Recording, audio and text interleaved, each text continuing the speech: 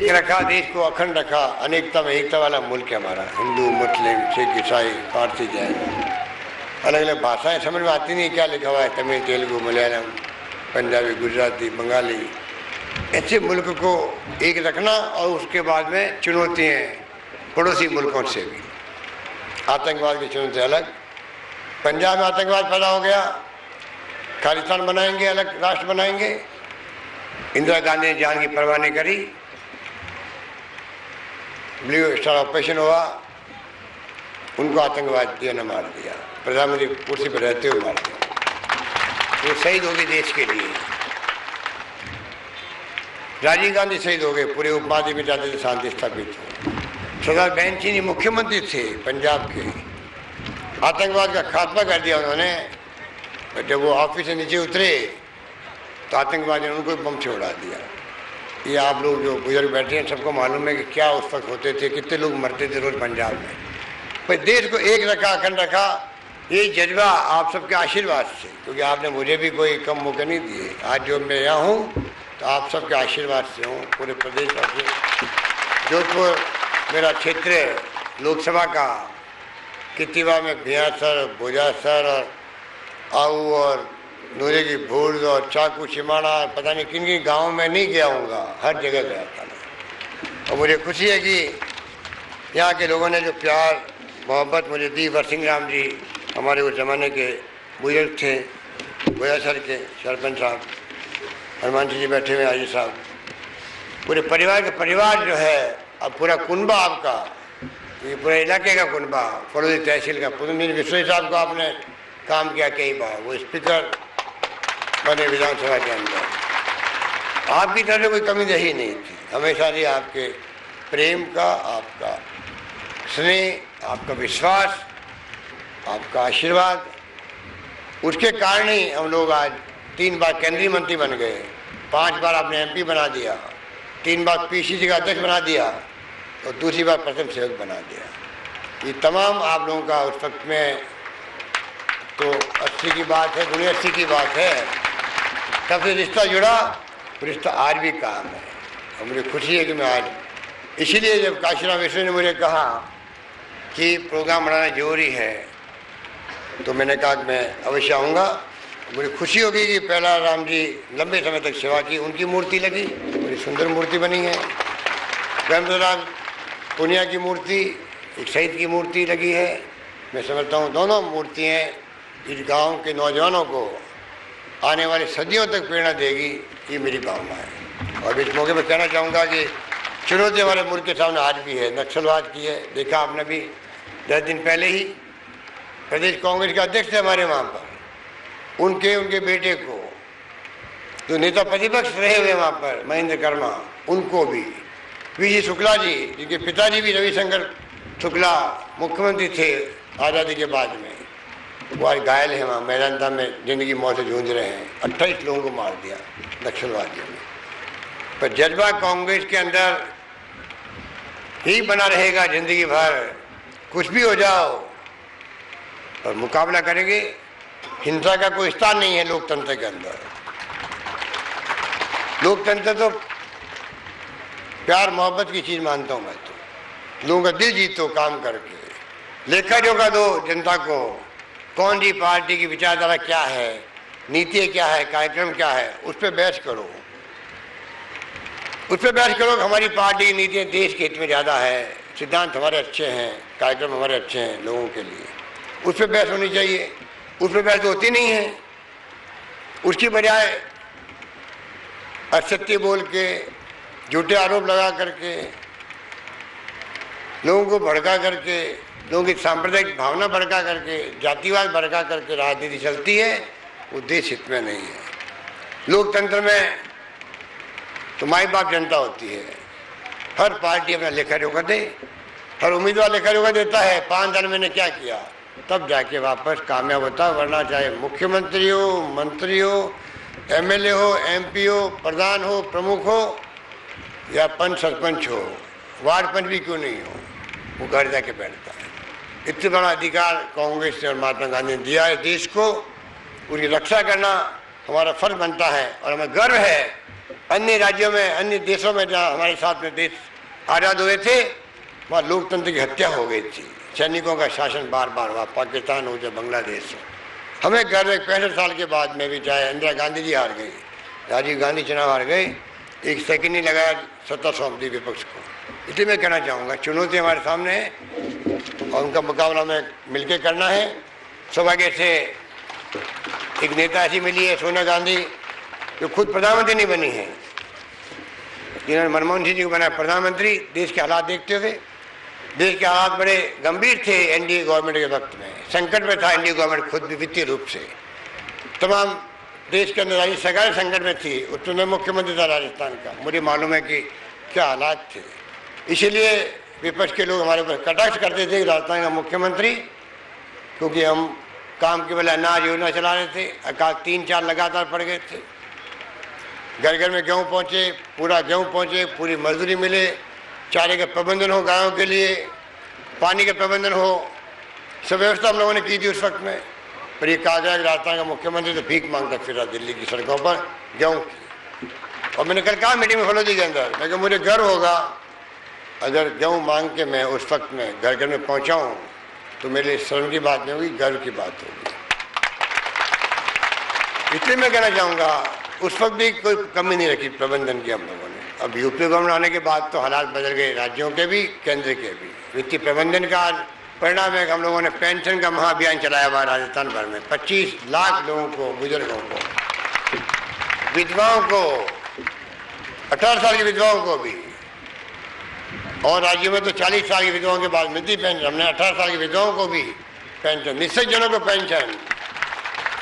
कल मैंने 1000 निश्चित जनों को, कोई 60,000 की एक मोटरसाइकिल होती है, ट्राईसाइकिल मोटरसाइकिल लगी हुई, वो बांटा प्रारंभ किया जैसलमेर से। तो मैं कहना चाहूँगा सोशल सिक्योरिटी स्कीमों में चाहे दवाएँ फ्री कर दी हो, इलाज फ्री, जाँचें फ्री, पशुओं की दवाएँ फ्री, 2 रुपये किलो दूध का भाव अलग से एक्स्ट्रा, कोई कमी नहीं रख रहे हैं। गांव-गांव मकान गरीबों बन रहे हैं। पहले 50,000 देते थे, अब हम लोग 70-75 80,000 देंगे उनको। स्कीम नहीं बनाई है। 1 रुपये किलो गेहूँ दे रहे हैं गरीबों को, 5 रुपये किलो आटा दे रहे हैं। किसानों का कर्जा लेने पर 1.5 लाख तक का ब्याज जो है उसको नहीं भरना पड़ेगा, जो टाइम पे जमा करवाएगा बैंकों में ब्याज सरकार भरेगी। इस प्रकार से 50 योजना बन गई है। मैं आपको अपील इतनी ही करना चाहूँगा, क्योंकि ये ऐसा मौका है। दुख तो होता है कि जब कोई चला जाता है इंसान, पर आपने मूर्ति लगा करके जो काम किया है, इसके लिए आप सब धन्यवाद के पात्र हो। इसलिए मैं आपको इतना ही कहना चाहूँगा कि हम सब मिलकर के ये संकल्प लें कि हम, जमाना बदल गया है, कंप्यूटर का जमाना है, राजीव गांधी सेवा के अंदर गांव-गांव बन गए हैं, वह तमाम सुविधा मिलेगी जो शहरों में मिलती है। कंप्यूटर सिखाने का काम भी वहाँ, नरेगा पेमेंट के काम वहाँ पर, मूल निवास प्रमाण पत्र, नामांतरण का खुलवाने की बात हो, कोई काम हो, और कंप्यूटर के माध्यम से पानी के बिल, बिजली के बिल, कनेक्शन लेना हो, रेलवे का, ट्रेन का रिजर्वेशन करवाना हो, टिकट खरीदना हो, धीरे धीरे जब लाइनें खींच जाएगी BSNL की, इंटरनेट लग जाएंगी, तमाम जगह सुविधा एक साथ मिलेगी। अब ज्ञान केंद्र हम अलग बना रहे, किसान सेवा केंद्र वहाँ बनेंगे, तमाम समस्या के समाधान वहीं होंगे। इसलिए मैं आपको वही कहना चाहूँगा कि सरकार की तरफ से कोई कमी रख नहीं रहे। समय कम है, क्योंकि मुझे अभी हेलीकॉप्टर भेजना दिल्ली सूरज के बाद में, उड़ नहीं पाता है टाइम के बाद में वो, इसलिए मैं समझ जाऊँगा। बाकी हमारे सब साथी बोलते, चंदेश कुमार जी आए हैं दिल्ली से, और आपके लोकप्रिय सांसद हैं, जब से बनी है तब से आप देख रहे हैं कि दिल्ली में पैरवी तो कर ही रही है हमारे क्षेत्र की। कोई भी समस्या हो, छोटी हो बड़ी हो, कोई कहने में कोई संकोच नहीं। हिमाचल में ये 30 साल पहले मंत्री रही हुई है कांग्रेस की, तब से ये लगातार मेंबर पार्लियामेंट रही है, वहाँ पर लोकसभा में रही है, राज्यसभा में रही है, अब केंद्रीय मंत्री है। आपके दुआओं से, आपके सहयोग से ये कामयाब हुई है, MP बनी है। इसलिए मैं चाहूँगा कि आज मौका था, अगर हम लोग कल आते यहाँ पर, कल आ नहीं सकते थे क्योंकि लंबा प्रोग्राम था, बाढ़ में रवाना हम लोग हो गए, आते आते शाम को 6 बज गए। तब तुम आराम से रुकते, सब बोलते, माफ़ी चाहूँगा, चंद्रमा जी हमारे प्रदेश अध्यक्ष हैं, ये भी झुंझुनू के हैं, शेखावटी के। जितेंद्र सिंह जी झुंझुनू के हैं।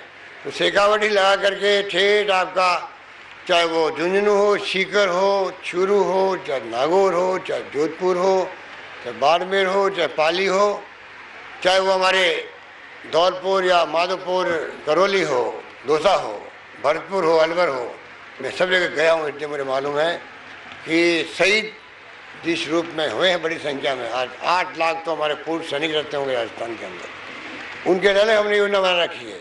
सरकार ने योजना बनाने में शहीदों के परिवार में कोई कमी नहीं रखी है। सेकेंड वर्ल्ड वार के जो शहीद हैं, दूसरे विश्व युद्ध के, आज़ादी के पहले के, उनकी विधवाओं के लिए अलग स्कीम बना रखी है। छात्रावास अलग बन रहे हैं उनके लिए, उनके बच्चों की पढ़ाई के लिए। बस का फ्री पास कर रखा है। कई योजनाएं, बिजली कनेक्शन प्रायोरिटी में देते हैं। 2 मांगे की गई है। एक तो की गई है राजकीय माध्यमिक विद्यालय बिहासर को सीनियर सेकेंडरी में। अभी तो ऐसा मौका है कि मैं मना भी नहीं कर सकता। मुझे पता नहीं आपके एमएलए साहब ने नाम भेजा हुआ है, तो इस स्कूल को मैं घोषणा करता हूँ, इसको सीनियर सेकेंडरी कर दिया जाएगा। और पड़ियार से मोटा ही सड़क की बात कही है, इसको मैं पता नहीं, एस्टीमेट लिखा नहीं इसके अंदर। बिना एस्टीमेट में क्या घोषणा करूं? कोई मोटा बन गया एस्टीमेट तो काम देश होगा। आप भी मेरे पे छोड़ दो। इसको मैं भी कहूँगा कलेक्टर साहब को पूरा एस्टीमेट बना के भेजे, और इस काम को भी हम करवाने का प्रयास करेंगे। यही बात करता मैं आप सबको धन्यवाद देता हूँ। धन्यवाद। जय हिंद।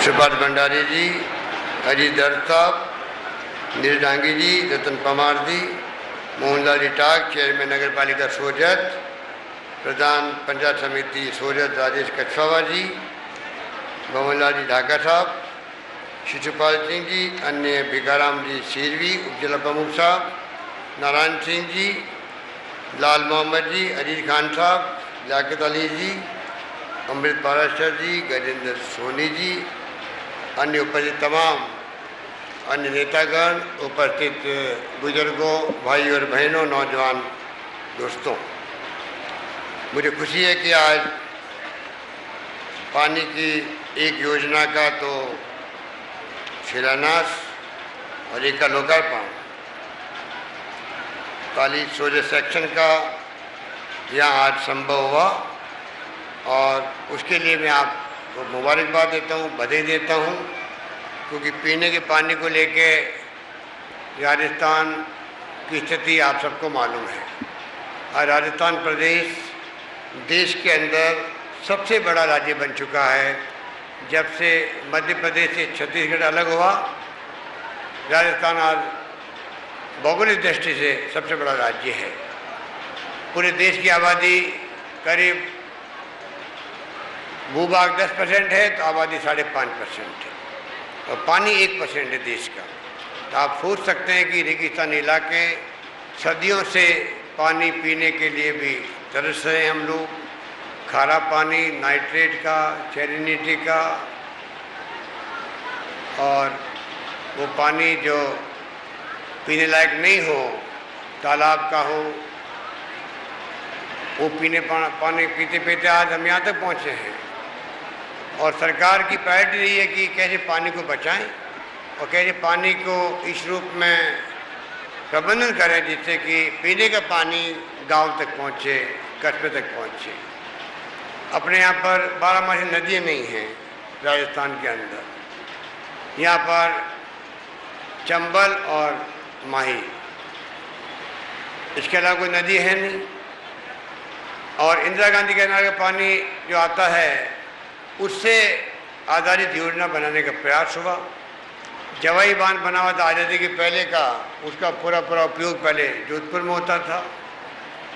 इंदिरा गांधी के नाम का पानी जब राजीव गांधी आए थे जोधपुर में, तब हम लोगों ने जो प्रयास किए और जब वो पूरे हुए, तब जाकर के जोधपुर को पानी मिलने लगा इंदिरा गांधी कैनाल का।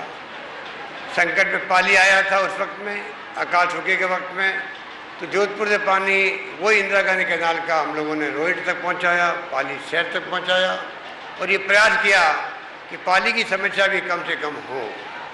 पाली है, भीलवाड़ा है, सवाई माधोपुर है, पहले अजमेर, किशनगढ़, ब्यावर की स्थिति तो मालूम है, 7 दिन में पानी आता था। पर ये सरकार आपकी सरकार है जिसने हमेशा योजनाबद्ध तरीके से काम किए हैं, चाहे बिजली के उत्पादन की बात हो, चाहे पीने के पानी की योजनाएं बनाने की बात हो। इसी कारण से आज बाड़मेर तक पानी इंदिरा गांधी कैनाल का पहुंचा, भरतपुर में पानी पहुंचा है, चंबल का, पाली तक मैंने कहा आपको IDNP का पानी पहुंच गया।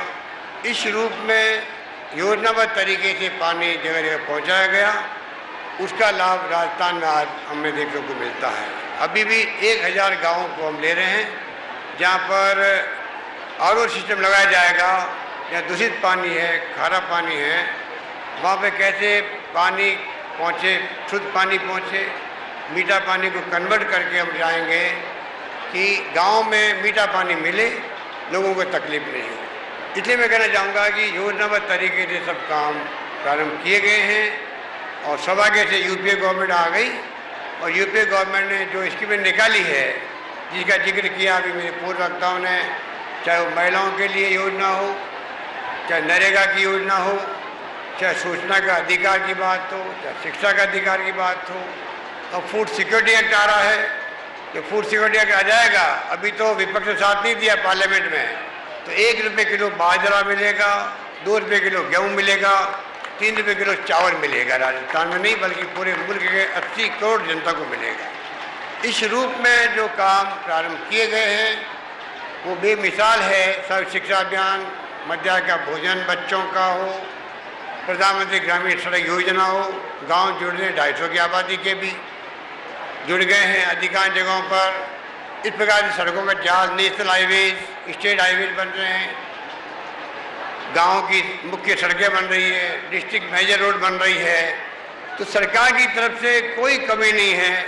बिजली का 4500 मेगावाट का उत्पादन शुरू हो गया है, तेल निकल गया है बाड़मेर के अंदर। तकदीर से अरब कंट्री में तेल निकलता था, वो अमीर है पूरे मुल्क के दुनिया के अंदर। आज तेल निकलना राजस्थान में, रिफाइनरी लगना 40,000 करोड़ की, पूरे मारवाड़ को नहीं पूरे प्रदेश को फायदा होगा।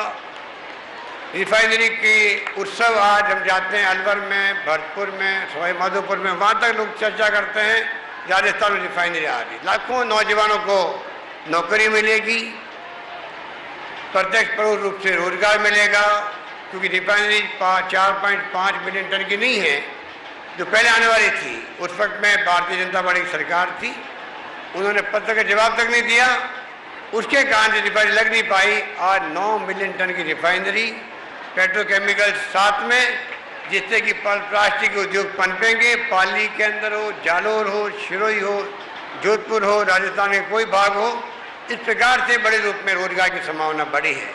इसलिए डॉक्टर चंद्रमानी ठीक कह रहे थे कि जो सिनेरियो बन रहा है, जहाँ पर रिफाइनरी आ रही हो प्रदेश में, तेल 20% निकला हो देश के उत्पादन का, जिस पर गैस निकल गई हो, गैस आधारित खाद के कारखाने लगेंगे, बिजली घर लगेंगे, घरों में गैस कनेक्शन जाएगा। जो हम सुनते हैं बम्बई कलकत्ता में कि गैस की टंकी के बजाय घरों में पानी की तरह पाइपलाइन बिछती है गैस की, उससे काम चलता है, वो भी कोई वक्त आएगा। इस रूप में आज हवा से बिजली बन रही है, पवन चक्कियाँ चल रही है, 2500 मेगावाट बिजली का उत्पादन हुआ है पवन चक्कियों से। कोई कल्पना कर सकता था राजस्थान के अंदर? सूर्य भगवान की कृपा राजस्थान में सबसे अधिक है देश के अंदर। इस कारण से यहाँ पर 450 मेगावाट का तो उत्पादन शुरू हो गया। पता नहीं कितनी मेगावाट बनेगा, इतने बड़े रेगिस्तान के इलाके हमारे पास में है। हमारी अच्छी नीति है सोलर की भी, विंड की भी, उसके कारण से अधिकांश कंपनी राजस्थान में आना पसंद करती है। तो बिजली के मामले में हम लोग आत्मनिर्भर होंगे। और मैं समझता हूँ कि अभी भी जो वादे हमने किए थे सरकार बनते ही, जब धन्यवाद देने के लिए सोनिया गांधी जी खुद आई थी जयपुर में, तब मैंने कहा था 5 साल तक हम किसानों की बिजली की दरें नहीं बढ़ाएंगे। बिजली की दरें परसों बढ़ी है, पर कहने का मतलब ये था कि कंपनियों को सरकार पेमेंट करेगी किसान के बदले। किसान का बिल तो 90 पैसे ही होगा, बाकी 5,000 करोड़ रुपये सरकार बढ़ रही है, इस कारण से आपकी बिजली की दर नहीं बढ़ रही। इसलिए मैं कहना चाहूँगा योजना आलिशान है, एक के बाद एक। नरेगा की योजना पहले मांगते थे अकाल सूखे के अंदर, अब तो आपका अधिकार है 100 दिन का काम आप जब मांगोगे सरकार को देना ही पड़ेगा, वरना घर बैठे हुए आपको वजीफा मिलेगा, मुआवजा मिलेगा उसका। और तो और राजस्थान सरकार ने निर्णय किया है कि 100 दिन की बजाय राजस्थान में नरेगा में 150 दिन तक काम मिलेगा, ये मैं आपको कहना चाहता हूँ। और तो और ये भी हमने कहा है 100 दिन काम पूरा करेगा उसको 21 रुपये इनाम मिलेंगे उस व्यक्ति को जो उसने काम 100 दिन पूरा किया है। और नंबर 4, आज गर्मी है, लू चल रही है, हमने तय किया है कि किसी को लू नहीं लगनी चाहिए। 9 घंटे काम करना बड़ा मुश्किल काम था, 8 घंटे काम करो, 1 घंटे का रेस्ट मिले, तब भी लू के अंदर काम करना तो गैती फावड़े के अंदर तगारी के छूना ही मुश्किल होता है, इतनी गर्म हो जाती है। हमने कहा सुबह 6 बजे आओ, 10 बजे वापस जाओ, किसी को लू नहीं लगे राजस्थान के अंदर, ये हमारा प्रयास रहा है। उसके आप देख रहे हैं कि किस प्रकार से उसका स्वागत हुआ। इस रूप में सरकार ने हमेशा हर फैसला संवेदनशीलता दिखाते हुए किया है प्रदेश के अंदर। इसीलिए 1 रुपये किलो गेहूँ, 25 किलो 38 लाख परिवारों को, 5 रुपये किलो आटा APL को, आवास के बारे में भी चंद्रमानी कह रहे थे आपको, 3400 करोड़ का लोन लेकर के 1 नया पैसा वापस नहीं चुकाना पड़ेगा। नाडोल में गया था, यहाँ पर रास्ते में गांव में रुका मैं, आंखों में आंसू आ जाते हैं। जिसका मकान बनता, पक्की छत बनती है, और मेरा सपना राजस्थान में एक मकान भी कच्चा नहीं रहे, सबके पक्के मकान बने राजस्थान के अंदर, ये मैं आपको कहना चाहूँगा। और यही मैं कहना चाहूँगा सोनिया गांधी जी भी एक वक्त आएगा जिस प्रकार से उन्होंने फैसले करवाए हैं पूरे मुल्क में राइट टू शेल्टर, सबको घर का अधिकार मिले, ये भी कभी कभी फैसला भारत सरकार भी करेगी। इस प्रकार से हमने 10 लाख मकान बनाना तय किया। पहले 50,000 देते थे हम लोग, अब करीब 80,000 रुपये देंगे, जिससे कि 1 कमरा 2 कमरा आराम से बन सके, गरीब का बन सके। इसलिए मैं कहना चाहूँगा योजना बेमिसाल आई है। दवाइयाँ फ्री हिंदुस्तान में कुछ सूबों में प्रयोग हुए, सबसे कामयाब प्रयोग राजस्थान में है। दवाएँ फ्री, पशुओं की दवाएँ फ्री है, टेस्ट फ्री है, एक्सरे कराओ, सोनोग्राफी, खून की जांच करवाओ, वो जिला मुख्यालय में तो शुरू हो गया है। फिर 1 जुलाई से जहाँ CSC है, सामुदायिक स्वास्थ्य केंद्र, वहाँ शुरू हो जाएगा, और 15 अगस्त के अंदर PHC पे शुरू हो जाएगा। इस प्रकार से वो काम बढ़ा हुआ है। पेंशन के बारे में आपको बताया गया अभी आपको, बुजुर्गों को सम्मान पेंशन है ये। 55 साल की महिलाएं, 58 साल के पुरुष, उन सबको ताज जिंदगी 1,000 रुपये प्रति पत्नी को मिलेंगी, और 75 साल पे होने पर 1,500 रुपये मिलेंगे। और ये सम्मान के रूप में दिया जा रहा है। विधवाओं को भी पेंशन मिल रही है राजस्थान के अंदर, निःशक्तजनों को पेंशन की गई है, इस कारण से की गई है कि वो सम्मान के साथ में जिंदगी बिता सके, बुढ़ापे के अंदर किसी पैसा मांगना नहीं पड़े, बहन सवासी आ जाए घर पे, बेटों को, पोतों को, पोतियों को, दोस्ती को देना हो पैसा भी, तो किसी से मांगने की जरूरत नहीं, आराम से अपनी तरफ से उनको पैसा दे सकते हैं, खुद का खर्चा छोटा बड़ा चला सकते हैं, दवाइयाँ फ्री है, इलाज फ्री है, आत्मसम्मान के साथ में ज़िंदगी जी सकता है बुजुर्ग आदमी भी। ये सोच करके सम्मान पेंशन हम लोगों ने करी है। इसलिए मैं कहना चाहूँगा जिस रूप में फैसले सरकार ने किए हैं, किसानों के कर्जे 1.5 लाख रुपए तक लेने वाले को, टाइम पे चुकाने वाले तमाम किसानों के कर्जों का ब्याज बैंकों में किसान को 1 रुपया नहीं भरना पड़ेगा, पूरा ब्याज सरकार भरेगी। इतना बड़ा फैसला हम लोगों ने किया। जो डेयरी में दूध देते हैं उन किसानों को, पशुपालकों को 2 रुपये प्रति लीटर दूध का अलग से बोनस दिया जाएगा। इस प्रकार कैसे किसान मजबूत हो, 150 रुपये प्रति क्विंटल गेहूँ का प्रोक्योरमेंट में सरकार बोनस दे रही राजस्थान के अंदर। खाद का, बीज का प्रबंधन सरकार शानदार तरीके से करती है, चाहे DAP हो, चाहे यूरिया हो। इसलिए मैं कहूँगा आपको कि सरकार की योजनाएं तो बेमिसाल है, उसमें कोई कमी रखी नहीं गई है। और राजस्थान में जो सिनेरियो बना है जैसे मैंने कहा गैस भी है, तेल भी निकल गया, आयल और निकल गया भीलवाड़ा में, करौली में, वहाँ इस्पात के कारखाने लग सकते हैं। जिंदल ग्रुप ने तो पैलेट का कारखाना लगाना शुरू कर दिया है। राष्ट्रीय इस्पात निगम को परमिशन मिल गई भारत सरकार से, एक और परमिशन मिलेगी तो बड़ा कारखाना लगाएंगे वो वहाँ पर। राजस्थान में 1.5 लाख नौकरी हमने लगाई अभी तक छात्रों की, नौजवानों की। 1,65,000 की भर्ती और प्रारंभ हो रही है राजस्थान के अंदर, पर जो सब नौकरी लग नहीं सकती सरकार में। तो इसके लिए हमने कहा है 150 करोड़ रुपया, 150 करोड़ रुपया खर्च कर रहे हैं हम लोग। बड़ी बड़ी 16 कंपनियों ने अनुबंध किए हैं। 5वीं पास के नौजवान भी, उनको भी ट्रेनिंग करवाएंगे स्किल डेवलपमेंट की, कौशल विकास की। वो मजदूर नहीं बने, वो कारीगर बने, वो दक्ष बन जाए, खुद का धंधा कर सकता है, अच्छी नौकरी प्राप्त कर सकता है। हर चीज़ का ध्यान रख करके सरकार आगे बढ़ रही है। और तो और 3.5 लाख चेक 6-6 हज़ार के 8वीं पार के छात्रों को सरकार ने एक साथ बांटे हैं राजस्थान के अंदर, वो पीसी टैबलेट खरीद सके। क्योंकि आपको मालूम है कि राजीव गांधी का सपना था देश को 21वीं सेंचुरी में ले आने का। और कंप्यूटर आप देखते हैं, कंप्यूटर का कमाल देखते हैं, क्रांति देखते हैं। राजीव गांधी सेवा केंद्र बन गए गांव-गांव के अंदर।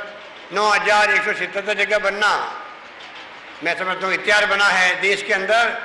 राजस्थान एकमात्र प्रदेश है जहाँ पर पूरे मुल्क का 80% काम तो राजस्थान में हुआ है। इतने बड़े राजीव गांधी सेवा केंद्र शानदार, पंचायत मुख्यालय पर अलग, पंचायत समिति मुख्यालय पर अलग। इस प्रकार से वहाँ पर कंप्यूटर सिखाने का काम भी हो रहा है। नरेगा के पेमेंट है, मूल निवास प्रमाण पत्र लेना है, पानी का बिल, बिजली का बिल जमा करवाना है या कनेक्शन लेना हो, कहीं जाने की जरूरत नहीं।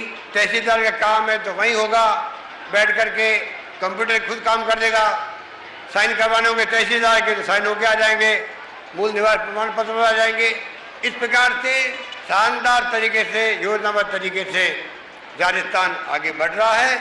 कुछ हमारे विपक्षी जो बात करते हैं राजस्थान पिछड़ गया है, कुछ काम नहीं हुआ है, मैं समझता हूँ उनकी बौखलाहट है। क्योंकि उनको उम्मीद नहीं थी कि इतना शानदार वित्तीय प्रबंधन होगा राजस्थान के अंदर, कि 71,000 करोड़ की योजना उन्होंने बनाई थी उनके वक्त में। सरकार भी चली गई, 2 साल उन्होंने पूरे किए, अधूरे किए। हमने उसको 24,000 करोड़ बढ़ा करके 95,000 रुपये ख़त्म किए राजस्थान के अंदर उस जमाने के अंदर, 3 साल पहले भी। अब हमने खुद ने करीब 2 लाख करोड़ की, 1,96,000 करोड़ की योजना, 12वीं पंचवर्षीय योजना बनाई है। इसी कारण से 40,000 करोड़ का बजट पेश किया मैंने इस बार। 40,000 करोड़ का इतिहास का सबसे बड़ा बजट है। इसीलिए इतनी शानदार योजनाएं, इतने शानदार फैसले हो रहे हैं प्रदेश के अंदर। इतनी शानदार संस्थाएं भी आ गई, शिक्षण संस्थाएं। 1 लाख छात्रों को हमने तय किया है, 12वीं पास छात्र होंगे, उनको 5 साल तक 500 रुपये प्रति माह का वजीफा मिलेगा, जो आगे पढ़ाई करेंगे। हम चाहते हैं कोई ड्रॉप आउट नहीं हो, पढ़ाई छोड़े नहीं। उनके लिए अलग स्कीम निकाली है हम लोगों ने। जुलाई के अंदर 1,11,000 लैपटॉप वो अलग दे रहे हैं हम लोग छात्रों को, जिससे कि वो छात्र जीवन में पीसी टैबलेट के माध्यम से, मैंने कहा आपको 3.5 लाख, 1,11,000 लैपटॉप मिलेंगे। करीब 18,000 का लैपटॉप होगा एक आदमी को, एक छात्र को। वो अपने बचपन से ही छात्र कंप्यूटर पे एक्सपर्ट बन जाए। आज जमाना कंप्यूटर का है, बिना उसके काम चलता नहीं है। मोबाइल का ज़माना है, महिलाओं के पास भी देखेंगे आप तो मोबाइल मिलेंगे आपको। खेत में काम करती करती महिला भी अपने पति को फ़ोन करेगी, अभी मैं 2 घंटे देरी से आऊँगी, मैं काम कर रही हूँ। जब इतना फर्क पड़ गया है देश के अंदर, प्रगति हो रही है, उन्नति हो रही है, उसका लाभ हम कैसे उठाएं, ये हमारा प्रयास होना चाहिए। आज कॉलेजेस, पहले तो आज़ादी के वक्त तो कोई 7-8 कॉलेज थे राजस्थान में, बिजली को लोग कुछ समझते नहीं थे, सुई भी इंपोर्ट करनी पड़ती थी। और क्या या नहीं राजस्थान में, देश के अंदर। इसलिए मैं कहना चाहूँगा, आज बिजली का उत्पादन हम बहुत तेज गति से आगे बढ़ रहे हैं। आपको मैं कहूँगा कि टाइम आएगा, आप खुद देखेंगे, IIT जोधपुर में आना कोई मामूली बात तो नहीं है। एम्स आ रहा है जोधपुर के अंदर, नाम सुनते थे एम्स का दिल्ली का। IIM आ गया उदयपुर के अंदर, IIIT आ रही है कोटा के अंदर, सेंट्रल यूनिवर्सिटी आ गई अजमेर के अंदर, निफ्ट आ गया जोधपुर के अंदर, 3 कृषि विश्वविद्यालय, एक जयपुर में, एक कोटा में, एक जोधपुर में खुल रहा है। तो आप खुद सोच सकते हैं, सब सेक्टर में योजनाबद्ध तरीके से राजस्थान बहुत तेज गति से आगे बढ़ रहा है, प्रगति में बड़े बड़े हिस्सेदार बन रहे हैं। जापान जैसा मुल्क का पूरा एक जोन बन गया है, नीमराना के अंदर, अलवर के अंदर कोरिया कंट्री का अलग जोन बन रहा है, वहाँ पर तमाम उनकी खुद की यूनिट लग रही है वहाँ पर। आप कल्पना करें, होंडा कंपनी आ गई, सेंट गोविंद आ गया। अभी मैंने 15 दिन पहले जेसीबी मशीन जो होती है उसकी फैक्ट्री का मैंने शिलान्यास किया है जयपुर के अंदर, वो अलग फैक्ट्री लग रही है यहाँ पर राजस्थान के अंदर। इस प्रकार से सिनेरियो शानदार है, प्रगति वाला है और मेहरबान है भगवान भी कि 3 मानसून अच्छे आए हैं पिछली बार, इसलिए किसानों के चेहरे खिले हुए हैं। मेहंदी वाली बड़ी सुखी हैं क्योंकि उनका टैक्स फ्री हो गया, उनकी समस्या का हल हो गया, वो अलग खुश से सूरत वाले। और सरकार, मुझे याद है कि पिछली बार हम सरकार में थे, दीवान साहब हमारे साथ मंत्री थे, 3 अकाल पड़ गए थे, फिर भी हमने हिम्मत नहीं हारी। हमने घर घर में गेहूँ पहुँचाने का संकल्प किया, टाइम पे मजदूरी मिले, पूरी मजदूरी मिले, पानी की व्यवस्था जानवरों की भी हो और मनुष्यों की भी हो, चारे का प्रबंधन हो। उस वक्त हमारे विपक्षी पार्टी के लोग जो आज यात्रा निकाल रहे हैं वो निकाले थे परिवर्तन यात्रा। वो कहते थे कि राजस्थान का मुख्यमंत्री तो भीख का कटोरा लेके गेहूँ मांग रहा है दिल्ली की सड़कों पर, क्योंकि एनडी गवर्नमेंट थी वहाँ। तो मैंने कहा मुझे गर्व होगा भीख मांगने पर, अगर घर घर में गेहूँ पहुँच जाए तो मेरे लिए कोई शर्म की बात नहीं होगी, राजस्थान की जनता के भले के काम होगा, मेरा मानना। वो कहते थे लोग भूख से मरेंगे। मैंने कहा भूख से मरने की बात छोड़ो, मेरे रहते हुए मुख्यमंत्री एक परिवार को भूखा नहीं सोने दूंगा, ये मेरा संकल्प है, वो हमने करके दिखाया। अभी कहते हैं लोग भूख से मरे राजस्थान के अंदर, लोग छालें खा रहे हैं पेड़ों की। आप बताइए, जितना झूठ बोलेंगे, जितने झूठ आरोप लगाएंगे, उतना ही उनका ग्राफ नीचे जाएगा, ये मैं आपको दावे के साथ कह सकता हूँ। लोकतंत्र में घमंड और अहम नहीं चलता है, जो आपने दिखाया उस वक्त में झूठे वादे कर लिए गुजरों से, झूठे वादे कर लिए कर्मचारियों से। उसका परिणाम रहा कि सरकार बनी, 21 बार गोली चली, 90 लोग मारे गए, पानी मांगने वाले किसानों को कहा गए तो गुंडे हैं, असामाजिक तत्व हैं, कोई समस्या ही नहीं है पानी की, और सेकेंडरी गोली चल गई। टोंक में अलग चली, घरसाना रावला में अलग चली गोली, चित्तर गुजर मारे गए। और मैं कहना चाहूँगा, ये जितेंद्र सिंह हमारे गुजर हैं, मंत्री बैठे हुए हैं, पानी के मंत्री, इस बार भी गुजर लोग बैठे थे, ट्रेन की पटरियों पर बैठे। हमने बातचीत करी, बुलाया, समझाया, प्यार से अपनी समस्या बताई, उनकी समस्या सुनी। गोली चलने की बातें छोड़ो, कहीं लाठीचार्ज तक नहीं होने दिया राजस्थान के, लाठीचार्ज तक रास्ता में नहीं हुआ।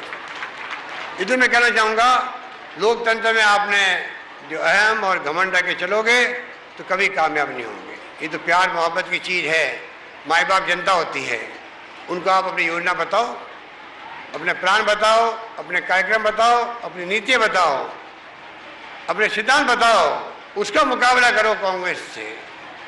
कोई धर्म के नाम पर, जाति के नाम पर, सांप्रदायिकता के नाम पर राजनीति लंबे समय चलती नहीं है। ये मुल्क अनेकता में एकता वाला मुल्क है, जहाँ हिंदू, मुस्लिम, सिख, ईसाई, फारसी, जैन सब रहते हैं, बोलियाँ हजारों हैं, भाषाएँ तेलुगु, तमिल, मलयालम, बंगाली, पंजाबी, उड़िया, मराठी समझ में आती नहीं, लिखा हुआ क्या है। गुजराती देखिए आप, वो तो मिलती जुलती तब भी नहीं समझ में आती है। तो आप सोच सकते हैं, इतने बड़े मुल्क को एक रखना, अखंड रखना बहुत बड़ी चुनौती थी देश के सामने। तो गांधी जी की, पंडित नेहरू के ज़माने की, मौलाना अबू कलाम आज़ाद के ज़माने की, डॉक्टर अम्बेडकर के ज़माने की, सरदार वल्लभ भाई पटेल जैसे नेता थे उस वक्त में, उस पर में जो नीतियाँ बनी देश के लिए, जो कार्यक्रम बने, जो सिद्धांत प्रतिपादित हुए, उसी कारण वोट का अधिकार मिला आज सबको। और वोट का अधिकार मिला इसलिए गांव के गरीब से गरीब आदमी का भी मान सम्मान कायम है, क्योंकि बड़े से बड़े नेता को भी, चाहे मुख्यमंत्री या मंत्री हो, चाहे MLA MP हो, जाके पैरों का हाथ लगाना पड़ता है, आशीर्वाद मांगना पड़ता है वोट देने के लिए, उसका मान सम्मान करना पड़ता है। इसलिए मैं कहना चाहूँगा कि एक तरफ तो कांग्रेस का शासन है जिसे हमेशा ध्यान रखा जाए। सोनिया गांधी जी ने कहा, कांग्रेस का हाथ आम आदमी के साथ, कांग्रेस का हाथ गरीब के साथ। उसी रूप में सारे फैसले हो रहे हैं, उसी रूप में प्रगति हो रही है, उसी रूप में सारी स्कीमें आ रही है। इसलिए मैं कहना चाहूँगा आपको, ये चुनाव का वर्ष आ गया है। चुनाव के वर्ष में जो लोग गायब रहे 4.5 साल तक, अब वो निकाले सूराज यात्रा। हमने उनका नाम दिया कूराज यात्रा, क्योंकि उन्होंने कुशासन दिया था उस वक्त में। और ये यात्रा भी इनकी अहम की यात्रा है। ये यात्रा भ्रष्टाचार को बढ़ाने वाली यात्रा है। इस यात्रा का कोई संदेश नहीं है। इस यात्रा में ये बता नहीं रहे कि 5 साल में आपने क्या किया, और फिर कंपेयर करो कांग्रेस के हमारे 5 साल 4.5 साल, और कहो हमारे वक्त में इतने कनेक्शन दिए बिजली के, हमारे वक्त में इतने कृषि कनेक्शन दिए, हमारे वक्त में इतनी पैदा की बिजली, हमारे वक्त में इतने पानी की योजना लाए। हर चीज़ बताओ, पानी, बिजली, शिक्षा, स्वास्थ्य, सड़कें, और कंपेयर करो कांग्रेस के हमारे शासन से। फिर कहो हम उनसे बेटर थे इसलिए हमारा साथ दो, तब तो समझ में आती बात। अपनी बात नहीं बताएंगे 5 साल में क्या किया। खाली बात, छोटी बड़ी जो समस्या चलती रहती है हर गवर्नमेंट में। कोई सड़क टूट गई तो टूटती ठीक करवाते, तो दूसरी टूट जाती है, बरसात आती तो। कहीं पानी नहीं आता है तो अपन जानते हैं पानी किसकी बनती है, के बाद रास्ते में तोड़ देते हैं, टूट जाती है। छोटी छोटी समस्या जो गांव की और कस्बे की होती है, उनको बता के आप लोगों को गुमराह कर रहे हो। राजस्थान पिछड़ गया, लोगों का मनोबल तोड़ रहे हो, नई पीढ़ी का भी। इसलिए मैं कहना चाहूँगा राजस्थान का भविष्य बहुत उज्जवल है। और मैं दावे के साथ कह सकता हूँ कि तो 2003 में हमारी सरकार चली गई, वरना वहाँ यूपी गवर्नमेंट आ चुकी थी। सोनिया गांधी जी प्रधानमंत्री नहीं बनी। डॉक्टर मनमोहन सिंह जैसे आदमी को, जो विश्व का मानव अर्थशास्त्री है, उसको बनाया प्रधानमंत्री। उसके कारण से आपने देखा जो नीतियाँ बदली, उससे राज्यों की स्थिति सुधर गई वित्तीय रूप से, केंद्र की खुद की सुधर गई। केंद्र का रिवोल्यूशन शानदार हुआ राजस्थान में। सरकार यहाँ बीजेपी आ गई थी। बिजली पैदा हुई चंद्रमानी के वक्त में, जब बिजली मंत्री थे हमारे वक्त में। 1750 मेगावाट काम उस बिजली को लिया और वावे लेने की बात करी। खुद ने क्या पैदा किया, कितने बिजली का लगा, ये बताओ तो मालूम पड़े हमें। कोई कंपेयर नहीं करेंगे। इसलिए मैं कहना चाहूँगा वक्त आएगा, आप लोग सब समझदार लोग हैं। पिछली बार तो आपने कामयाब नहीं किया यहाँ से, पर सरकार लोकतंत्र में फैसला सिरोधारी है जनता का। हम आपसे अपील करेंगे कि इस बार कोई कमी मत छोड़ो। सरकार दोबारा बने कांग्रेस की, तो आप देखोगे जो योजनाएं लेके आए हैं, वित्तीय प्रबंधन शानदार किया है, वो और मजबूत होगा। राजस्थान तेज गति से प्रगति करेगा। राजस्थान में पर कैपिटा इनकम बढ़ाने के प्रयास किए जाएंगे। माली हालत सुधरे यहाँ पर। और मैं आपसे अपील भी करूँगा कि शिक्षा के बगैर कोई परिवार, कोई जाति, कोई वर्ग आगे नहीं बढ़ सकता है। इसलिए कृपा करके तालीम और शिक्षा भी जोड़ दें। हम लोगों ने उसी को आधार बनाया है। छात्रों के लिए स्कूटी की योजना लगाई है। छात्रों के लिए 5 लाख साइकिलें देने की योजना है, जो 9वीं में प्रवेश लेके 8वीं पास करने के बाद में। छात्रों के हॉस्टल जो SC ST के हैं, OBC के हैं, SBC के हैं, माइनॉरिटी के अलग हॉस्टल खुल रहे हैं, छात्राओं के भी अलग खुल रहे हैं। 2.5 लाख माइनॉरिटी के छात्रों छात्राओं को प्री और पोस्ट मैट्रिक स्कॉलरशिप मिल रही है। 20 आवासीय विद्यालय 150 करोड़ में खर्च होंगे, वो हम अलग खोल रहे हैं। 200 करोड़ का पैकेज दिया हमने, आर्थिक रूप से कमजोर लोगों के लिए भी दिया है। 200 करोड़ का दिया पैकेज TSP एरिया के लिए। 200 करोड़ का पैकेज दिया है माइनॉरिटी के विकास के लिए। तो कोई कमी सरकार ने रखी नहीं, हर वर्ग को छूने का प्रयास किया गया है। मजदूरों की अलग स्कीम है, कई तरह की निर्माण मजदूरों की अलग स्कीम बनाई हुई है। ये तमाम स्कीमों का लाभ भी आप उठाएं, ये मैं आपसे अपील करना चाहूँगा। आप उठाएं, और आपके माध्यम से मैं कहना चाहूँगा जो यहाँ छात्र या नौजवान यहाँ पर है, उनकी समस्या हमारे ध्यान में है। हम एक एक करके प्रयास कर रहे हैं कि प्रबोधक हो, पैरा टीचर्स हो, शिक्षाकर्मी हो, विद्यार्थी मित्र हो, कोई कमी रखी नहीं है। अधिकांश समस्याओं के समाधान हुए हैं, और बाकी समस्या है उनको ही कानून के हिसाब से हम चाहते हैं कि कैसे वो हल हो। ये हमारा अलग प्रयास है, उस प्रयास में हम लोग लगे हुए हैं। और हम चाहेंगे कि राजस्थान में युवा शक्ति और छात्र शक्ति मजबूती से आगे आए। उसी रूप में सरकार फैसले कर रही है। उसी भविष्य आने वाले वक्त में छात्र युवाओं का है राजस्थान में। और जो मैंने आपको बताया सिनेरियो, उसमें आप क्या कर सकते हैं। एक काम मैं आपको कहना चाहूँगा आह्वान करके, एक तो सोशल वर्क जो आप स्कीम इतनी आई है, इतनी स्कीम आ गई हमें भी याद नहीं रहती है, पढ़ना पड़ता है, इतनी स्कीमें हैं। उन स्कीमों का आप स्टडी करें, छात्र, नौजवान लोग, टीचर्स लोग। वो गांव में जो गरीब आदमी है, अनपढ़ आदमी भी है, उनको जानकारी नहीं है, खाली विज्ञापन में काम नहीं चलता हमारे, उनको चाहिए उन तक पहुँचे, उनको लाभ दिलाने का प्रयास करें। ये सोशल वर्क किया हुआ जो महात्मा गांधी ने कहा था कि जो जिंदगी में रचनात्मक काम करेगा उसका व्यक्तित्व ऐसा बनेगा, जीवन भर उसके साथ चलेगा। चाहे वो कोई अधिकारी बने, राजनेता बने, कहीं जाएगा, राजनीति भी करेगा, आधा उसका रचनात्मक काम होना चाहिए। तो मैं कहूँगा युवाओं से, नौजवानों से, आप अभी से ही जब वक्त मिले अपने संगठन बनाओ, NGO बनाओ, जाके गांव में, कस्बों में गरीब तक पहुंचो, आम आदमी तक पहुंचो, उनकी मदद करोगे तो आपका जीवन में निखार आएगा, आप खुद देश सेवा में कामयाब होंगे। मैं उम्मीद करता हूं कि इसी आह्वान के साथ में आप यहाँ संकल्प लेके जाएं कि शिक्षा आपके परिवार में और पड़ोस के अंदर, गांव में कोई अशिक्षित नहीं रहे। शिक्षा का ज़माना है, नॉलेज इज पावर, जिसके पास ज्ञान है वो ज़्यादा पावरफुल है। ये बात मैं आपको कहना चाहूँगा। यही बात कहता हुआ इतनी बड़ी तादाद में आप पधारे गर्मी में, आपको बहुत बहुत धन्यवाद। धन्यवाद। जय हिंद।